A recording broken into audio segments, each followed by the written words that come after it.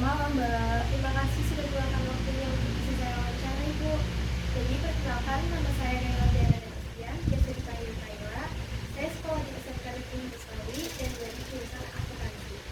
Saya ada tugas dari sekolah untuk mewawancarai salah satu pengusaha yang bisa menjadi inspirasi saya. Sebelumnya Ibu berkenan untuk saya wawancarai. Monggo, Mbak. Mau bertanya apa? Baik Ibu, sebelumnya saya mau bertanya dulu, nama Ibu siapa? Nama Dan alamat serta profesi yang Ibu jalani. Oke, halo semuanya. Perkenalkan, nama saya Maya. Profesi saya sekarang adalah wirausaha, lebih tepatnya bergerak di bidang ekspedisi atau jasa pengiriman paket. Untuk alamat kantor ekspedisi saya sendiri itu namanya Paksel Tegal, beralamat di Jalan Gatot Subroto, Dukuh Salam, Selawi. Baik Ibu, untuk alasannya kenapa Ibu memilih profesi itu, ada apa alasannya sendiri? Oke, jadi untuk ekspedisi Paksel sendiri itu saat ini baru satu-satunya ekspedisi yang memberi layanan untuk pengiriman paket frozen food, dan saat ini di Indonesia baru hanya ada di Paksel gitu. Jadi saya cukup tertarik untuk terjun ke usaha ini karena di Tegal juga belum ada untuk ekspedisi yang memberikan layanan seperti itu. Jadi saya mencoba, ditambah lagi juga di Tegal cukup banyak UMKM di mana produknya itu cukup terkenal di luar kota. Baik Ibu, kira-kira sudah berapa lama ya Ibu menekuni profesi tersebut? Sudah hampir 3 tahun. Eh, Sebelum menjalani profesi yang sekarang, Ibu menjalani profesi apa Bu?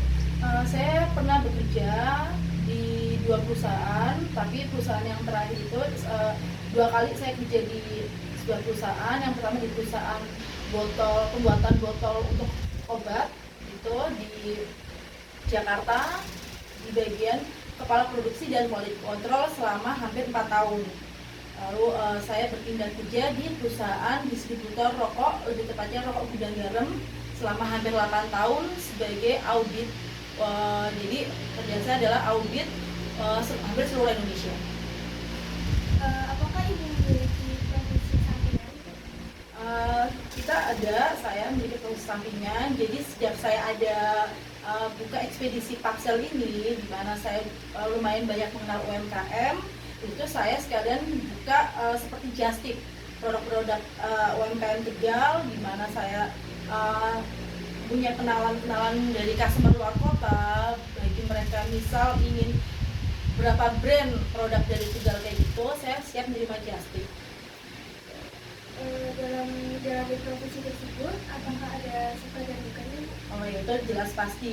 Untuk sukanya, ya ini dunia baru buat saya. Yang sebelumnya saya biasa bekerja di belakang layar, gitu, di bagian back office, jadi supervisor, menangani karyawan kayak gitu. Kalau sekarang kan lebih menangani langsung dengan customer, dimana dengan berbagai macam sifat customer kayak gitu, itu cukup tantangan juga buat saya. Untuk dukanya ya pastinya ada ya, setiap komputer ada dukanya.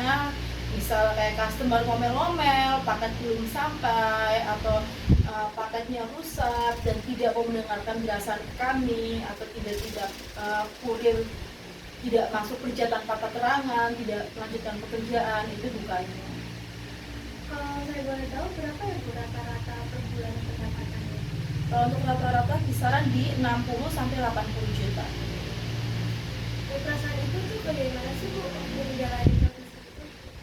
Awalnya agak ragu ya, agak ragu pada saat saya terakhir bekerja di gudang garam itu kan sempat ada COVID, gitu, ada COVID. Lalu dari perusahaan itu menawarkan ke karyawan siapa yang ingin pensiun dini. Akhirnya saya memutuskan untuk mengajukan pensiun dini, karena kan selama COVID itu tidak diperbolehkan untuk pulang kampung, karena saya waktu itu ditempatkan di luar kota gitu.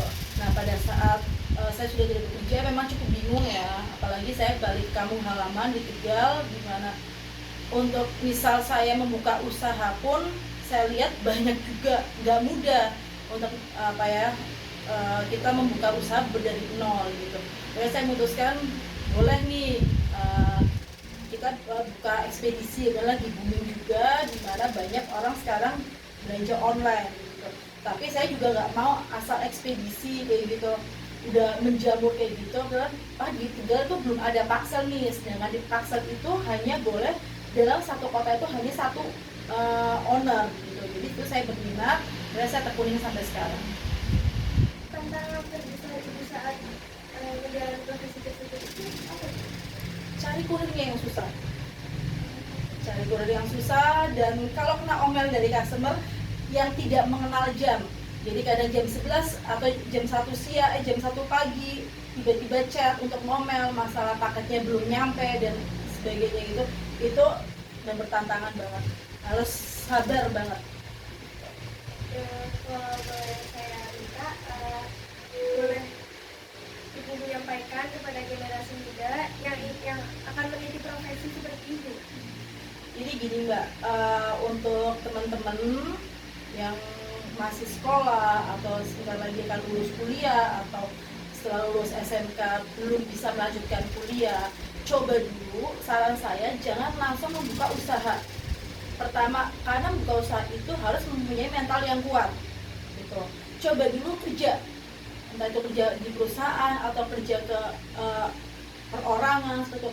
Rasakan dulu namanya kerja di mana itu diatur orang ya, dengan gaji berapapun. Jangan mematok gaji kalau kita belum tahu skill kita. Tunjukkan dulu skill kita. Kita biar tahu namanya kerja tim, kerja sama orang, kena omel, ada aturan. Itu nikmatin dulu prosesnya. Di situ kita kan ditempa untuk mental kita.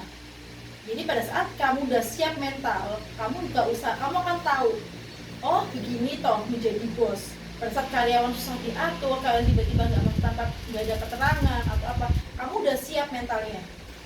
Jangan asal kamu punya modal dari orang tua kaya, terus oh ya saya punya uang, oke saya mau buka usaha. Tapi kalau mental kamu nggak siap, ya usaha itu nggak akan berhasil. Tuh. Terima kasih ya Bu. Sama-sama. Ya. Ya.